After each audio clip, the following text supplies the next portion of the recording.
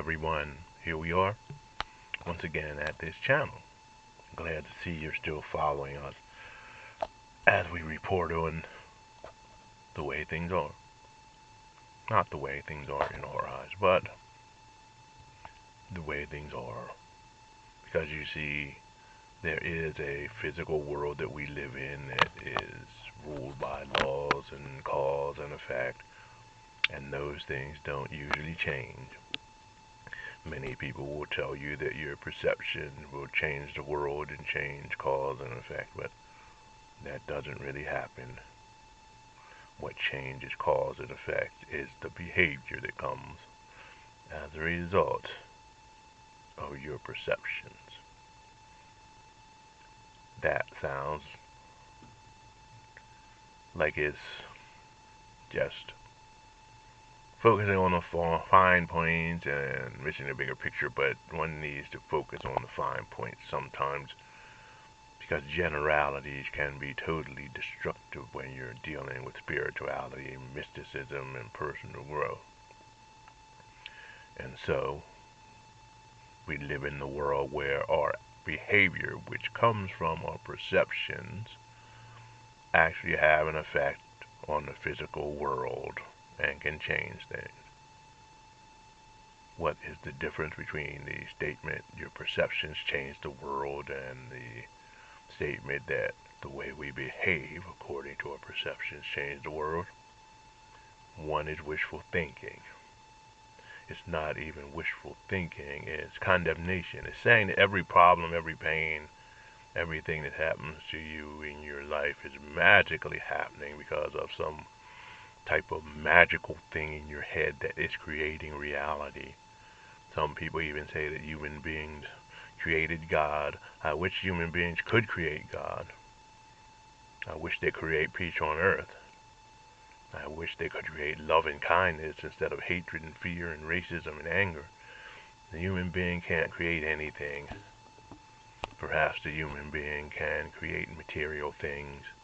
The ones at a higher level can help to promote love and justice, harmony, but they're not creating it. They're really just promoting something already there. The human beings don't create anything. They take elements of things already there, and they take them and connect them and put them together and introduce them into this world as a new object. That's what human beings do.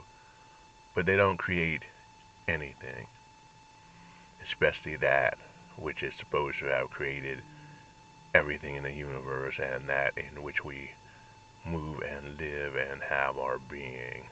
We didn't create that. Perhaps we created our perception of that, but we didn't create that. But in this statement, we can see how people jump to conclusions the same way as in the first statement, where they say people's perception creates reality. People have not created God.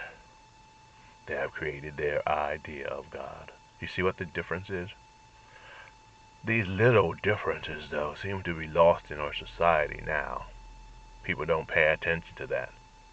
They'll throw out a short little line, and people will share this line all over social media, and people will adopt it and never question it, when questioning is all that brings us to truth. It's time for us to come to truth nowadays, though, because there are so many lies everywhere, all over the place, in the air, and we have so many liars in leadership positions. Liars in the Christian church now who go against the teachings of Jesus. Liars in government who go against the Constitution that they swear to uphold. Liars in the tech industry who want to get your data, who want to go into your bank account, who want you to become nothing more than a number to be controlled, just like the robots and computers they're working on. And all of this, according to them, in the name of doing what is right, in the name of doing what is good.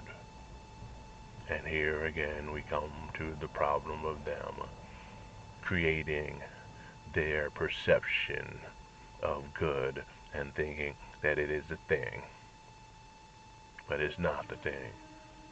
And so, in short, what I'm saying is this: we cannot be too quick to listen to people on YouTube, on the circuit, who are traveling around lecturing on the books, or even in our churches now, because many of them have accepted thoughts and ideas, little lines that are easy to hold on to and repeat, but they've never gone into the depth of the understanding. That is why it's important to be around a group of people, or at least a person who has gone deeply into that, who has experienced the world as it is, who has passed through the fire and come out shining like a phoenix. It's important to find someone like that, but it gets harder and harder. The main reason is because we've been conditioned to look for charisma.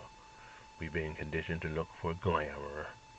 And so the person puts on the right costume, they speak the right way, they're the right race and gender, and they speak like the archetype that we've been fed of a great leader or teacher. And they do that consistently as we watch them, so we think they're going to be a great leader, when all they are actors, and the great leader is sitting right beside us most of the time, being ignored because they don't have the expensive haircut or a suit, or they're not the right race. They don't remind us of the people we've grown to be comfortable with, and so our understanding, our portal, our door to the greater self can be right beside us. We won't see it because of the prejudices, because of the fear, because of the conditioning. So the most important part of this thing called life, in actuality, is breaking through the conditioning, breaking through the frame of the false self, so that we can enter into the light of wisdom, knowledge, truth, and justice. This freedom is what we seek here on earth, right now, in these bodies. And then perhaps, if we feel like it, we can work to bring this freedom to other people, so that we can all move to a greater, higher, more beautiful level, so that we can bring what they call heaven down to earth, or better yet, earth up to heaven. Thanks for being with me. Good to be with you. Remember to subscribe, hit the bell. It helps us very much. And visit us at some of our other endeavors. You'll find links below. Namaste, everyone.